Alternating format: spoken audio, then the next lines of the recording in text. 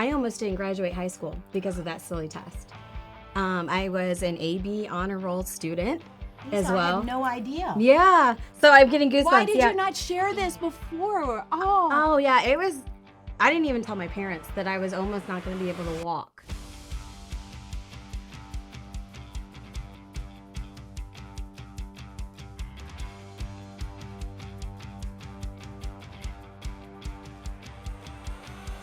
Hi, friends and family, and welcome back to Pam and the Purple Couch podcast. Today, we've got an amazing episode. I have two of my fabulous teachers from our Palm Bay Academy here on the couch. Why did I bring them in? Well, we're going to talk about standardized tests. In the United States especially, we have got this system that if these children that we are working with do not hit these normalized, standardized tests, then they're failing. Well, today we're going to talk to you about how that is just not true. We're going to break that stigma. We're going to come to your couch from ours and let you know that your child is more than just a test score. Ladies, you know this is a pet peeve of mine, especially here in Florida. Mm-hmm. We have got that third grade, what used to be the FCAT. And for those of you all tuning in Florida, if our kids in third grade do not pass what we call the FCAT test, in past years, unless you have a very active mama, the child would not then matriculate into fourth grade, just based on one test. Wouldn't care about their portfolio, which is all the work that they've done throughout the year. It was well, you didn't meet this standard, so too bad, so sad. One of the private schools we took Loki to right after Puzzle Box, the first thing they did is said, oh, well, he doesn't have an FCAT score. He didn't do any standardized testing. So he's going to be geared for non-standardized diploma. Now, y'all know my kid. Mm-hmm. I'm like, really? We'll see how that's going to work. Ended up with an AB honor roll after that semester. We pulled him out, and that's when we opened our junior senior high. In your all's work right now, first I want you to let the audience know a little bit about you. We're going to go to each one. What grades you teach, because again, we have blended classrooms. And then let's really get into the meat and potatoes of this one snapshot of our kids and how we all know it could be an off day. It could be pressure. Test, I'm going to rip it right now because they don't care anything else about it. It's exactly. Like, oh, you don't care about me. You care about this piece of paper. Right. So parents, caregivers, I first want to introduce you to Miss Shakira and Miss Lisa. Hi. These, again, are two of our teachers from our elementary campus in Palm Bay, Florida. So I'm going to get comfy, ladies, because I'm not on the couch today. You're on the couch, so we're really going to have fun with this. Let's not let Manny see this because he may think that once he sits in this chair, that he can start. Well, Pam, let me question you on this. So, Lisa, give us a little summary about yourself and what kind of kids you have in your classroom. I'm Lisa Heller. I teach at Palm Bay campus, first through third grade. I've been teaching at Puzzle Box for about 4 years now, and being an adult with special needs as well, this topic really hit me. I was so torn between, do I share a little bit about literally something that was a fear factor for me? I almost didn't graduate high school because of that silly test. I was an AB honor roll student. Lisa, as well. I had no idea. Yeah. So I'm getting goosebumps. Why did you not share this before? Oh, yeah. I didn't even tell my parents that I was almost not going to be able to walk. They actually put me in luckily they had enough of us, enough of those kids that were failing the math component that at 𝘗𝘗𝘳, they created a class so that we could pass, so that we could all walk. And it was scary because the class literally ended right before we could take the test. And if I did not pass that math component, I was not going to get to walk. Even though I had all the credits I needed, I had passed all my courses, I was on AB honor roll, I was not going to get to walk with my fellow classmates because of one portion. It wasn't even the whole test. It was one portion of that standardized test that I could not pass. It was heartbreaking because it really made my senior year sucky. Because I was so hyper-focused on not being able to walk. I sit here advocating for Loki. I had no idea that this really, excuse me, guys, y'all know me. This pisses me off. This isn't youth today. And I don't mean to say that, but you're an educator. You're a teacher. You have a family and a child of your own. And guys, do you see this? As an adult, she's still going back to this trauma response. You can look at her and see the emotional impact. So how do you think this is affecting our children? This is why we're talking about this today. So I want to hold real quick because I'm going to deep dive in on this one, my dear. 𝘗𝘶𝘳𝘭𝘦, welcome to the couch. Hello. Please tell our wonderful audience a little bit about yourself. My name is 𝘗𝘶𝘬𝘭𝘦. I teach at Puzzle Box Academy in Palm Bay, and I am the kindergarten teacher. Kindergarten transitioning into first grade. Yes. And man, when we talk about classroom management, two of these ladies right here, they know it.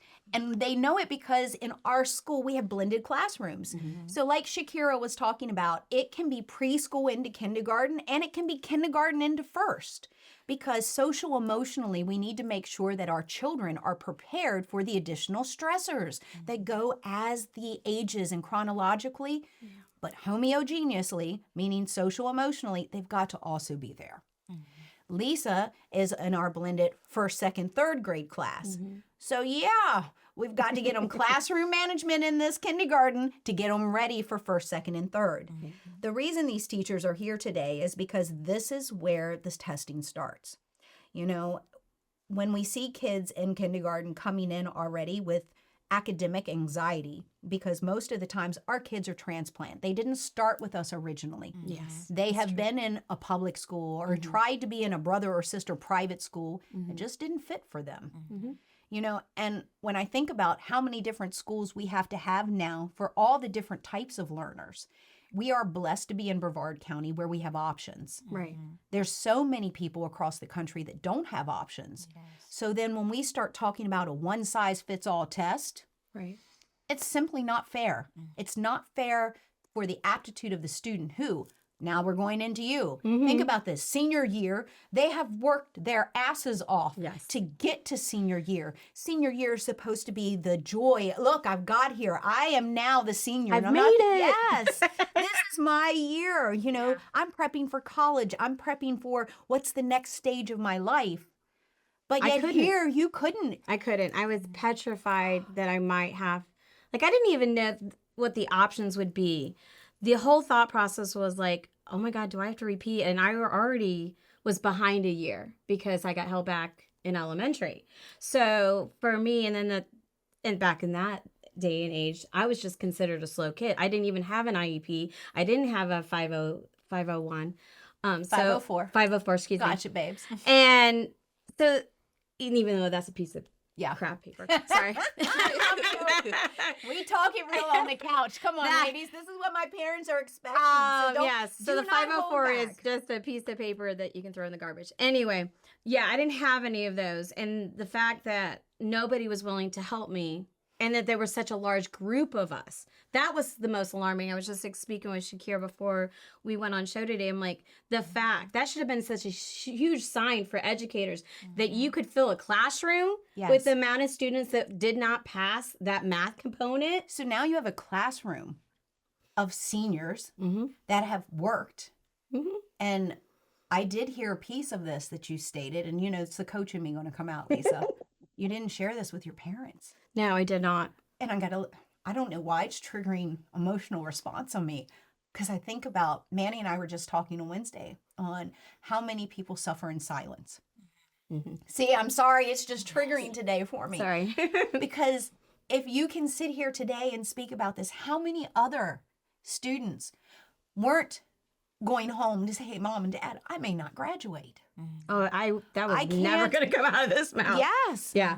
So how many of our kids are dealing with that still today? Because this is still the system. Oh, yeah. You know, we see it in the elementary school that when our parents come into us, they're like, oh, well, he's supposed to be at the, 90th percentile. He's at the 50th. By whose count? Right. Because he's 5 years old? Okay, well, he doesn't even need to be in school yet.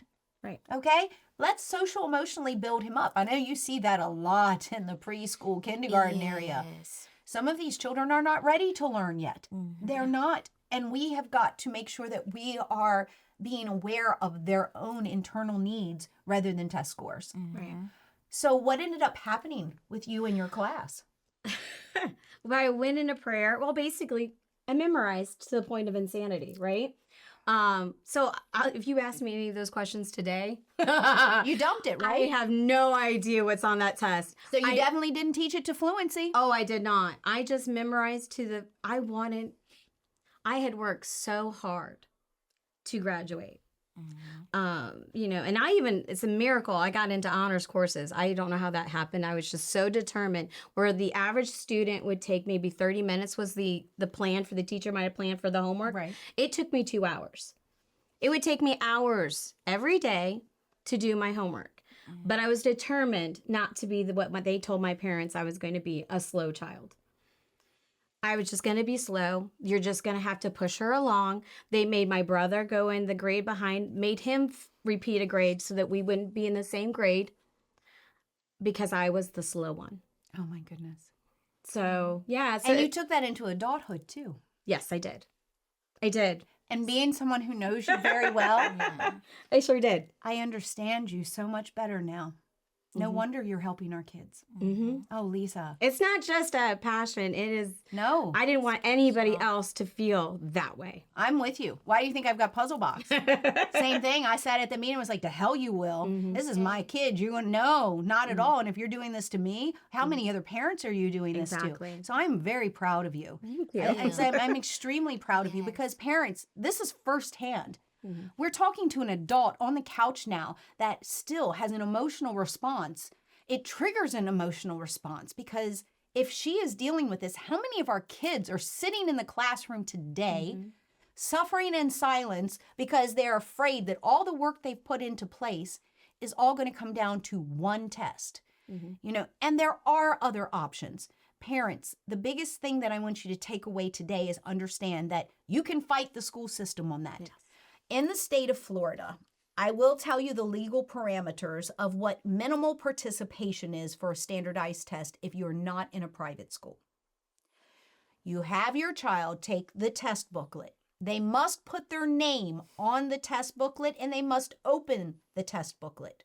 And then instruct your child to put their pencil down and I am finished. What will happen is, number one, these tests are not even being read by a person. These tests are coming up through an electrical grading system. And when they put that wonderful standardized test through the system, do you know what's going to happen? It's going to say, ineligible, can't read. They will not get a 0. They'll get a we couldn't read the test. And then guess what the wonderful administrators of the school have to do? They have to get to the portfolio. Now, what they need to be looking at. Let's talk about what does a true portfolio look like? Because parents, that is the key of getting away from standardized testing. If you move away from standardized testing, and if you want to advocate for your child so that their work is a true reflection of their ability and not just one moment when they were sitting in front of a bubble test. Now, that's a whole nother problem in itself. Is most of our children that have ADD, ADHD, you tell them to fill in a bubble test? Becomes a work, let's see what we can make out of Yes, Christmas lights. Christmas lights, exactly. Yeah. Okay, I'm going to rattle myself. And I'm older than both of y'all, so we're going to pull this one. All right, families, we'll be right back after this special message. At Bridge to Tomorrow Foundation, we are there filling the gaps that federal and state funding doesn't do for all of our neurodivergent families. There's educational, therapy, and support services that are available to our families, but most of them can't afford those services. We need your help today in helping us fund the future for those children.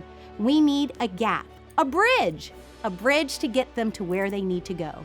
So today, help us help them be our future.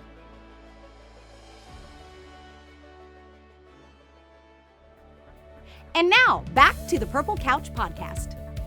I didn't realize that the scores of these tests were so important back in the day. And we called them achievement tests. And it was a whole day. It was like all of the school would be locked down for achievement test.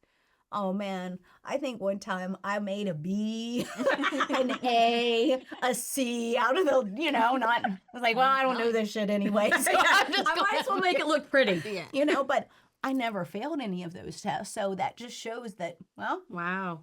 so hearing your story, I'm like, And I actually tried. I'm just gonna another. And because I'm dyslexic, a lot of the reasons I was missing the questions is I wasn't understanding the meaning, which really traps our kids into a bubble, right? Oh, yeah. So, because they don't know what's being asked. So they're automatically going, hey, I'm going to shut down because I don't know what they want. And if I can't give you what you want, then I'm all not gonna done. do it. I used to tell Loki's teacher when they were like, well, he had a meltdown. And then I was like, yeah, well, then the day's over. If he has a meltdown, you need to come call me because you're not going to get anything else from him. No, he's And our not. parents understand that. They know their children.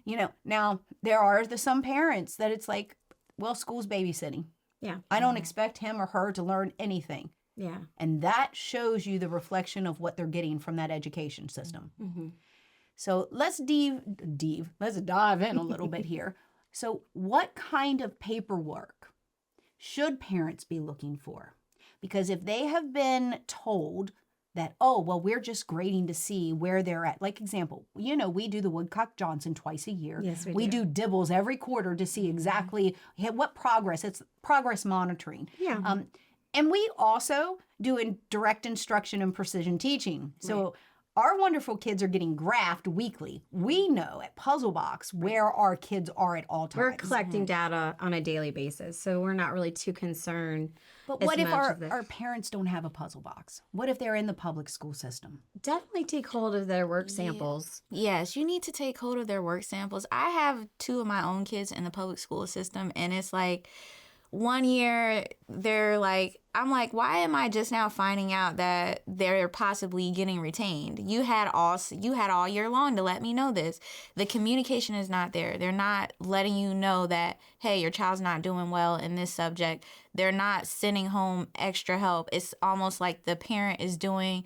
You have to be a concerned parent. You have to reach out to their teachers and say, can you let me know what they're struggling on? It shouldn't be You have letting to me be know the at the squeaky last. wheel. Yes. Because if you're not, your child's going to go right under the radar. I mean, I used to joke with my son's IEP. I'm like, I know I'm a pain in the hiney.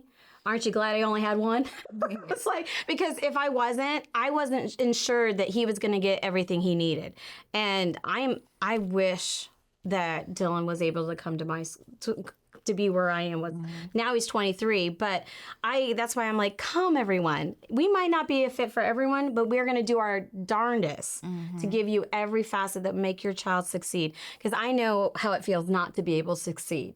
It's a horrible feeling to let other people, your own peers, you're already older than everybody else, but then to feel like you're the slowest one in the class, it does a damage to your ego. Yes. And honestly, the way they're moving nowadays, everything's so fast paced. Yeah. It's like they don't have time to actually teach the skill. They're just worrying that, oh, we covered it. That's it. Yeah. Everything else is on you. It was so funny. We had an episode and we were talking, about our teachers just passing through. And I got a lot of feedback when I said that teachers are teaching to the 80th percentile in the public school system. And I got a lot of teachers that, well, I don't. Well, wonderful. Great. Right. But you are a handful Right. of the thousands of teachers out there that, just like you said, they're just checking off boxes. Did I cover this material in class? Yes. Did you get it? I don't know. Maybe you did, but I'm moving on. Same thing when you're talking about the number of kids that were in that class for you that were taking the assistant math. We had a student 2 years ago that was here at our high school. The sibling had gone to public high school, and when I was talking to mom and dad, they were devastated because 75% of the class had failed math. And this was like a statistic class, a requirement, because now we're in high school credits. And I said, well, first of all, that's a teacher problem. I was like, you need to redirect the focus. It's not a student problem. When 75% of the class has failed, that's a teacher problem. That's not a student issue. But you said something, and I'm going to pull you back in here, because that's my job, is that you said that you had to address to the team, look, I know I'm a pain in the hiney. Isn't it a shame as parents that we have to go into these meetings feeling like we are the aggressor when all we're doing is advocating for the rights our students already have? I can't tell you how many meetings that I left there going, why do I feel like I just was in a boxing match? Like, why do I feel so beat up? And it was just hardening because they literally had one lady, it was my son's last year in high school, and they asked, why is she here? I said, because I didn't stop being his mother. Mm-hmm. I was like, are you kidding me right now? Mm-hmm. I have every right to be at this meeting. My son had no desire to go to that meeting, so I was going to represent my son. The fact that teacher was so annoyed that you were even there, that I was there, I was like, well, I'm sorry to be the bearer of bad news, but you can't get rid of me. He didn't just turn 18, and I said, I'm done. Correct. Correct. Oh, no. So it's funny, you know how we talk to our parents about guardianship, because there are some children that are going to be 18 when they graduate. Some of our kids are going to be 19. Some of our kids will be 20. Yeah. So when we talk about guardianship to those parents, they kind of look at us like, what? And I'm like, no, don't think about this as they're going to be able to live independently. Right. But we have to bring to parents' attention that when a child does turn 18, even in the school system, they are a legal adult. Yeah. And so therefore, they don't have to share any of that information. You have to have your son or daughter's consent. I'll never forget my friend, the neuropsych, you know, and she had a patient, and he was of age. And the mom was like, well, what happened? What can I do? And she was like, I can't disclose that without him consenting. And the son refused to consent. Oh, wow. And so the mom was like, well, I'm paying you. And she's like, I understand, but my hands are tied because this is my patient. Yeah. My patient did not consent to you. And when I asked him, he said no. He wanted our conversations kept private. Oh, wow. You know, so as a mom, that would, look, if you cannot see these ladies here, fall right over, basically. Like, exactly. No, this is what it would do to us. Yeah. But at the same time, as educators, as all three of us sitting here, we can see where that can be very viable. Yeah, sticky situation for sure. You know, I wish we could do a part 2 of this because, you know, we're already at the 5-minute mark. So what I would like to do is, I know we've talked about how real this struggle is. Okay? Sorry. Lisa, you just threw me for a whirl. Emotionally, I'm just, sorry. No, don't ever apologize. Please don't. I was so torn to telling that story because sorry, Mom, Dad, because I never ever told a soul. But when you brought this topic to I was like, no, this has to be told because I know I'm not the only person that has gone through something like that. I know I'm not. And if I can let the world know that it's not okay. It is not okay to let any senior, junior, sophomore, third grader feel like they are not worth anything because they didn't pass the part of a test or a test for that matter. It's just not okay. Yes. So now let's be very specific to our parents. What I would like each of you to do is talk to our parents and tell them what to tell their elementary school teacher, what to tell the junior high teacher. So example for me, if you were Loki's teacher, I'd be like, first of all, I want to let you know my son has high testing anxiety. So if you'd like him to participate, fine, but he will not be scored. He will not be scored on this test. Right. And if that's a problem, then I will tell him to minimally participate. Again, sign the name, open the booklet, and don't fill out any of the answers. Not one answer. They put their name on the form, open the booklet, and put the pencil down. I am done. Okay, parents? I can't make that any clearer to you. I understand. I know the frustration, but there was a good group of us here in Florida about 15 years ago, and we fought the system. So I can tell you, with no recourse, this is what you need to do if you are against the standardized testing, at least in the state of Florida. Now, next part I would say is that I would like to review his portfolio every 6 to 9 weeks, whatever your grading period is. Unless you're graphing every week.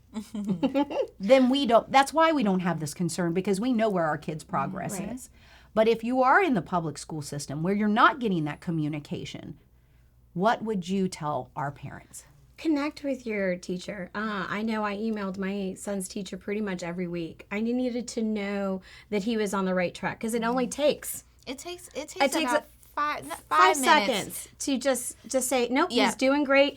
And that was a great idea. I would never even thought of asking for work samples, because if you ever saw my child's backpack back in that day, it was like a minefield of trying to find something in there. So if they could have sent me like, hey, give me an example of how he's working on those ideas. Give me some worksheets or anything like that, especially in the elementary aid.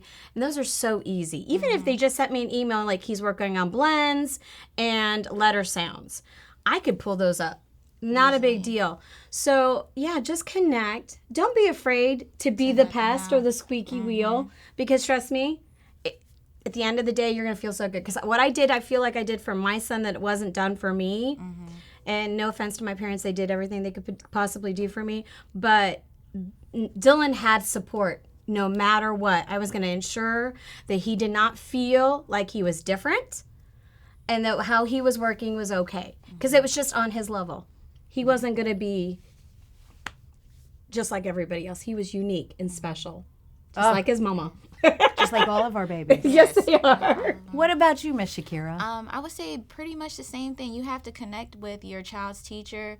I speak to the parents every day. I don't just make it a once in a while, once a month, or anytime a conference comes around. I talk to them every day. I let them know what exactly is going on in the classroom, what they're struggling with. Some of them, if we don't finish the work in class and I know that they're capable of doing it, I'm not going to force you and make you have all these behaviors. If you're not comfortable doing it in class, then we'll save it for later. And what works at sometimes is some of our parents, like, we have good communication. They'll be like, send it home. I'll make sure he gets it done at home. And that's what we go into.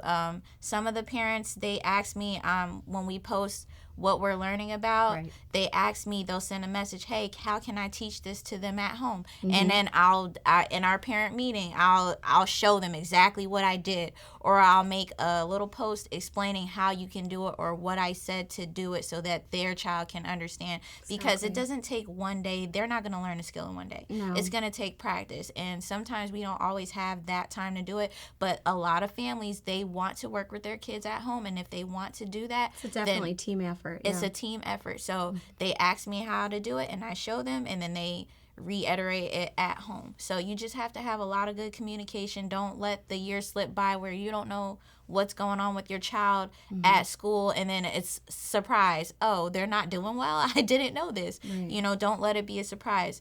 Always stay up to date on what they're learning in school, how you can help at home with it, and just keep that communication with your school family. Be open. Yeah. I mean, I've never been upset with a parent who said, I'm just confused. I'm like, thank you. Thank you for connecting with me, because maybe I didn't explain it well enough. Thank you. I want that feedback, because if your child go home and they still didn't understand, please tell me, because there's a gap that I've forgotten. Because we're human, right? Yes. We're not, I didn't wake up this morning, had my magic wand and said, ta-ta! And it's all done. And it's all done. No, and, God bless that we do work where we do, and we are able to stay on a subject longer than we need to. Our grading is definitely different. I mean, we were just discussing earlier that tests are not graded like our classwork and our participation for a reason. Yes. Yeah. Because we know there's data that shows that testing just to memorization and throw it on a piece of paper is lost. Because if you ask me right now, any of the stuff that was on that test back in my senior year, I have no idea. I told Miss Lisa earlier today that I have a student now.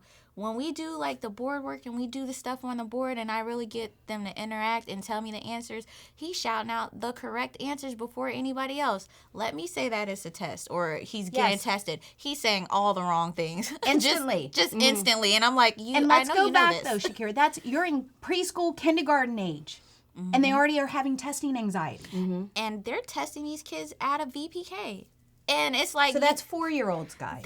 They're expecting them to know what addition equations are, 2 + 3. And some of their minds don't work like that. Some of them are not ready to know this stuff. No. And they're expecting them to know things that they should be knowing at the end of kindergarten year. They're expecting them to know it before they even enter into kindergarten. And it's like when you're in VPK, it's like you have no other choice but to teach to the test. The way that they put so much pressure on this end of the year test that a lot of the people are just only teaching to the test. Because it's funding. So we get between the money that's attached to that and the score is attached to that.